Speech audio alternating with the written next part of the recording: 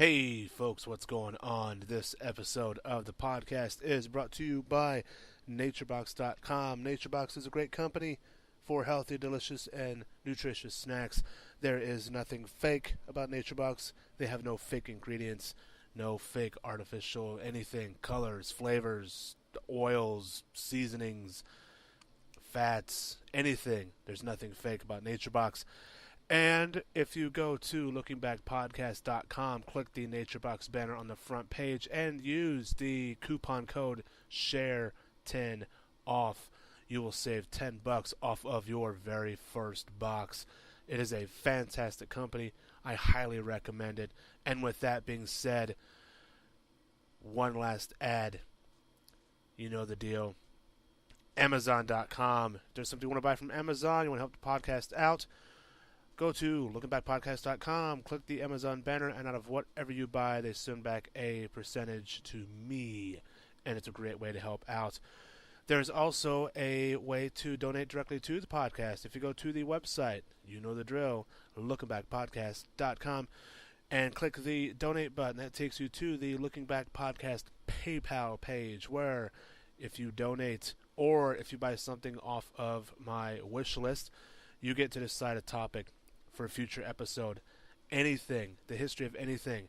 If it's a car, if it's a movie, if it's music, if it's a band, if it's a TV show, anything. You decide. I want to make this something that everyone enjoys. So, there you go. There's the deal. Ads are done. Boom. Shalaka-laka. Boom. Here we go. We got a great show for you. If you've seen the movie 300, if you've seen the sequel, Rise of Empire, I think is what it's called, you're going to love this episode. Here we go. Looking Back Podcast, The Battle of Thermopylae.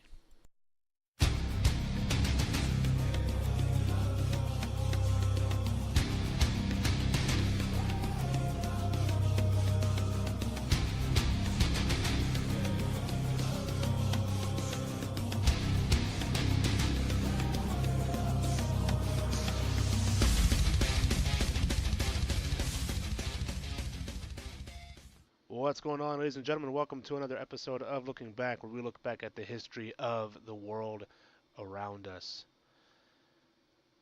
I have just gotten over this allergy thing that I had. My voice might still be a little, but it's a lot better than it was on Thursday. So, a little drink of water.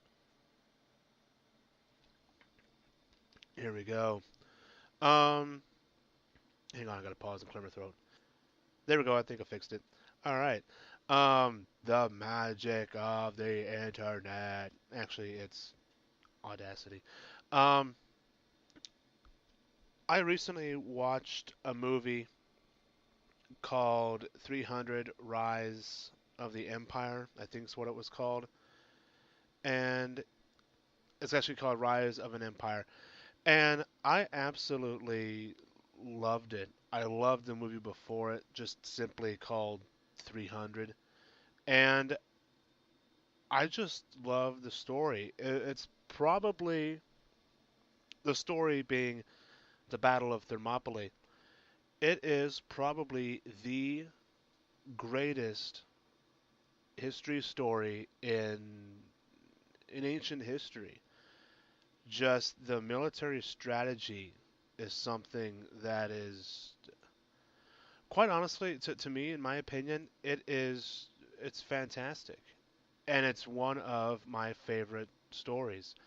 Um, there's a book by a man named Stephen Pressfield called Gates of Fire, and it's a fiction story about um, the Battle of Thermopylae, and it's a great, great story. I will put a link to the Amazon page if you want to kind of look at it. If you want to buy it, go to the website lookingbackpodcast.com. Use the Amazon banner, help the show out a little bit there. Well, the ad that we had at the very beginning. With that, let's just get started with um, the Battle of Thermopylae. You might hear a pause every now and then. Um, Quite honestly, it's because I'm clearing my throat. Like I said at the very beginning, um, last Thursday, with the weather changing here where I live, almost 60, down to 30, up to 40, down to 20, in the 40s down to 9, and you're going, Jesus Louises. Um, it wreaked havoc on my allergies. The typical stuff, just congestion, sore throat, little coughing, nothing major. I bought a 5 pill thing of Zyrtec, and it really has helped. And like I said, this was last Thursday, so today being Tuesday, it helped. It really did help. Um, so yeah, so if you hear a pause, it means I'm just clearing my throat and all sorts of fun stuff. So with that being said, let's just get started with what Thermopylae was. It was a battle fought between an alliance of Greek city-states that was led by King Leonidas of Sparta, and he fought against the Persian Empire of King Xerxes I over the course of 3 days. It took place simultaneously with the naval battle at Artemisium, where we're going to focus more on Thermopylae. A Greek force of 7,000 men marched north to block the pass um, known as the Straits of Artemisium. And the Persian army, as alleged by ancient sources, were numbered over 1 million. But today it was considered to be a much smaller figure, somewhere between 100,000 and 150,000. The outnumbered Greeks held off the Persians for 7 days, including 3 of the battle, before the rearguard was annihilated in one of history's most famous last stands. There is a documentary called The Last Stand of the 300 that I highly recommend. It's fantastic. We'll get into a little bit of the background with Thermopylae, but modern and ancient writers have used the Battle of Thermopylae as an example of military strategy, as an example of what the power of a patriotic army can do, especially defending its native soil. It's also been used as an example of the advantages of training, of equipment, and good use of terrain. And it's also become a symbol of courage against overwhelming odds. Little background of Thermopylae, of the area. The Greek city-states of Athens and Eretria encouraged the unsuccessful Ionian revolt against the Persian Empire of King Darius I. The Persian Empire was still relatively young and it was prone to revolts. Darius, moreover, was a usurper, and he spent considerable time extinguishing revolts against his rule. The Ionian revolt threatened the integrity of his empire, and Darius vowed to punish those involved, especially the Athenians. He also saw the opportunity to expand his empire into the fractious world of ancient Greece. A preliminary expedition under Mardonius in 492 BC to secure the land approaches to Greece, reconquered Thrace, and forced Macedon to become a client kingdom of Persia. Darius sent emissaries to all the Greek city-states in 491 asking for a gift of earth and water in token of their submission to him. And having had a demonstration of his power in the previous year, the majority of the Greek cities obviously obliged. In Athens, however, the ambassadors were put on trial and then executed by throwing them into a pit. In Sparta, they were simply thrown down a well. This meant that Sparta was also effectively at war with Persia. So, Darius put together an amphibious task force under Datis and Artaphernes in 490 BC, which attacked Naxos before receiving the submission of the other Cycladic islands. The task force then moved on Eretria which it besieged and destroyed, and finally moved to attack Athens, landing at the Bay of Marathon, where it was met by a heavily outnumbered Athenian army. At the ensuing Battle of Marathon, which will be a future show, the Athenians won a remarkable victory which resulted in the withdrawal of the Persian army to Asia. Darius therefore began raising a new army with which he meant to completely subjugate Greece. But in 486 BC, his Egyptian subjects revolted, indefinitely postponing any Greek expedition. Darius then died while preparing to march on Egypt, and the throne was passed to his son, Xerxes I. With that, let's get into Thermopylae. The Persian army seems to have made slow progress through Thrace and Macedon. News of the imminent Persian approach eventually reached Greece in August, thanks to a Greek spy. At this time of the year, the Spartans, the de facto military leaders of the alliance, were celebrating the feast of Carnea. During Carnea, military activity was forbidden by Spartan law. The Spartans had arrived too late at the Battle of Marathon because of this requirement. It was also the time of the Olympic Games and therefore the Olympic truce, and thus it would be doubly sacrilegious for the whole Spartan army to march to war. On this occasion, the ephors decided the urgency was sufficiently great to justify an advance expedition to block the pass under one of its kings, Leonidas I. Leonidas took with him 300 men of the royal bodyguard? No. The bodyguard, I don't have a G in my notes, the Hepais. This expedition was to try to gather as many other Greek soldiers along the way as possible, and to await the arrival of the main Spartan army.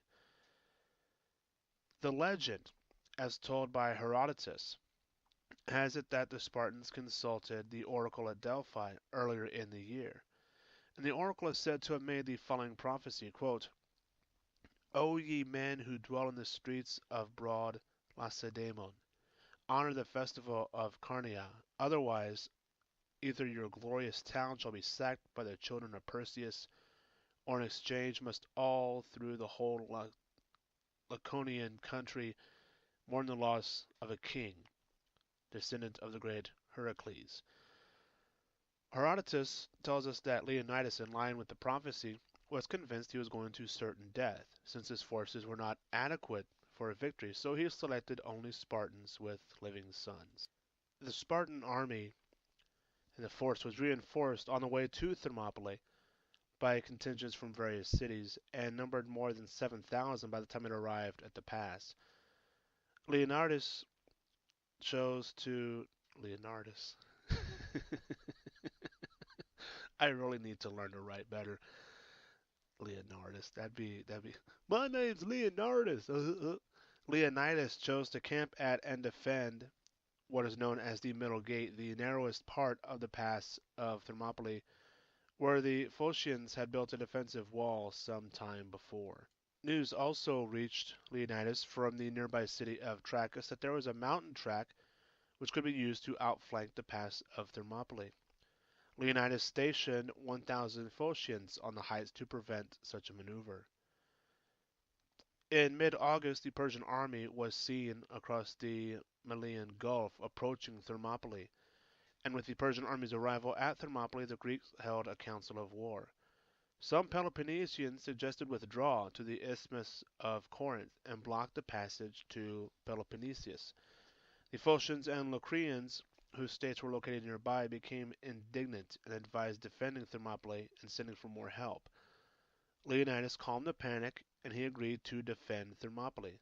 According to historian Plutarch, when one of the soldiers complained that, quote, because of the arrows of the barbarians it is impossible to see the sun, Leonidas replied, won't it be nice then, if we shall have shade in which to fight them? Fucking A. That deserves a Tim Allen home improvement grunt.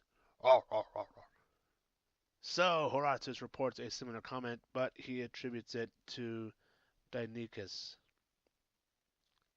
A Persian emissary was sent by Xerxes to negotiate with Leonidas, and the Greeks were offered their freedom and the title friends of the Persian people. Moreover, they would be resettled on land better than that they possessed. When these terms were refused by Leonidas, the ambassador carried a written message to Xerxes asking him to, quote, hand over your arms. Leonidas' famous response for the Persians was, come and take them. With the Persian embassy returning empty-handed, battle became inevitable, and Xerxes delayed for 4 days, waiting for the Greeks to disperse before sending troops to attack them.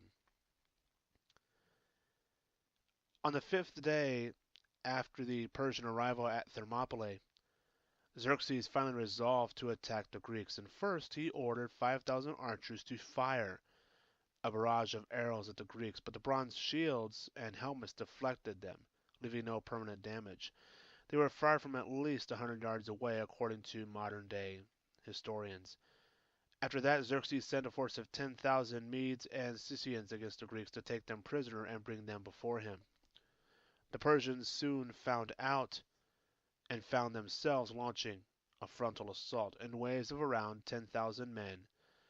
The Greeks fought in front of the Phaeacian wall at the narrowest part of the pass in a strategy attempt to use as few soldiers at once as possible. Details of this tactic is scant. Diodorus said, quote, the men stood shoulder to shoulder, and the Greeks were superior in valor and in the great size of their shields. This is probably describing the standard Greek phalanx, in which the men formed a wall of overlapping shields and layered spear points protruding out from the sides, which would have been highly effective as long as it spanned the width of the pass. The weaker shields and shorter spears and swords of the Persians prevented them from effectively engaging the Greek hoplites. Herodotus says that the units for each city were kept together. Units were rotated in and out of battle to prevent fatigue, which implies the Greeks had more men than necessary to block the pass. The Greeks killed so many Medes that Xerxes is said to have stood up 3 times off his seat from which he was watching the battle. According to Ctesias, the first wave was cut to ribbons, with only 2 or 3 Spartans dead. According to Herodotus, and Diodorus the king, after taking the measure of the enemy, put his best troops into a second assault the same day, an elite corps of 10,000 men known as the Immortals. However, they fared no better than the Medes, failing to make headway against the Greeks, so the Spartans apparently used a tactic of feigning retreat, and then turning and killing the enemy when they ran after the Spartans. On the 2nd day, Xerxes again sent in the infantry to attack the pass, saying, quote, supposing that their enemies, being so few, were now disabled by wounds and could no longer resist. But the Persians fared no better on the 2nd day than on the first, so Xerxes at last stopped the assault, withdrew to his camp, obviously perplexed and confused, not knowing what's going on. Herodotus reports that Xerxes sent his commander Hydarnes that evening with the men under his command, the Immortals, to encircle the Greeks by way of the path. However, he doesn't say who those men are. The Immortals had been bloodied on the first day, so it's possible that Hydarnes may have been given overall command of an enhanced force, including what was left of the Immortals, and according to Diodorus, indeed, Hydarnes had a force of 20,000 men for the mission. The path led from east of the Persian camp along the ridge of Mount Enopeia, behind the cliffs that flanked the pass. It branched with one path leading to Phocius and another down to the Malayan Gulf at Alpanus, first town of Locris. At daybreak on the 3rd day, the Phocians guarded the path above Thermopylae, became aware of the outflanking Persian columns by the rustling of oak leaves. Herodotus said that they jumped up and were greatly amazed. Hydarnes was perhaps just as amazed to see them hastily arming themselves as they were to see him and the Persian forces. He feared that they were Spartans, but was informed by Ephialtes that they weren't. The Phocians retreated to a nearby hill to make their stand, assuming the Persians had come to attack them, but not wishing to be delayed, the Persians gave them a volley of arrows before passing by to continue with their encirclement of the main Greek force. Learning from a runner that the Phaeacians had not held the path, Leonidas called a council of war at dawn, and according to Diodorus, a Persian named Tirhostinidus, a Chamaean by birth, warned the Greeks Some of the Greeks argued for withdrawal, but Leonidas resolved to stay at the pass with the Spartans. Many of the Greek contingents then either chose to withdraw or were ordered to leave by Leonidas. The contingent of 7,000 Thespians, led by their general Demophilius, refused to leave with the other Greeks and committed themselves to the fight. Also present were the 400 Thebans and perhaps the Helots that had accompanied the Spartans. Leonidas' actions have been the subject of a lot of discussion, and it's commonly thought that the Spartans were obeying the laws of Sparta by not retreating, but it seems that it was actually the failure to retreat from Thermopylae that gave rise to the notion that the Spartans never retreated. It's also possible that, if you recall the words of the oracle, Leonidas was committed to sacrificing his life in order to save Sparta. But since the prophecy was specific to him, this is a poor reason to commit 1,500 other men to fight to the death. The most likely theory is that Leonidas chose to form a rear guard so that the other Greek contingents could get away. If all the troops retreated, the open ground beyond the pass would have allowed the Persian cavalry to run the Greeks down. If they all remained at the pass, they would have been encircled and eventually would have been killed. So by covering the retreat, continuing to block the pass, Leonidas could save more than 3,000 men, who would be able to fight at a later point. The Thebans have also been the subject of some discussion.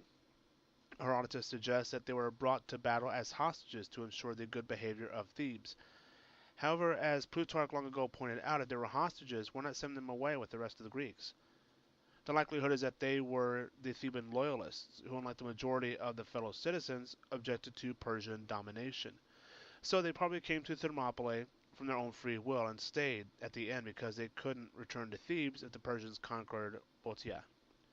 The Thespians resolved, as they were not to submit to Xerxes, faced the destruction of their city if the Persians took Boeotia. However, this alone doesn't explain the fact that they remained. The remainder of Thespiae was successfully evacuated before the Persians arrived there, so it seems the Thespians volunteered to remain as a simple act of self-sacrifice, or the more amazing, since their contingent represented every single hoplite the city could muster. So this seems to have been a particularly Thespian trait.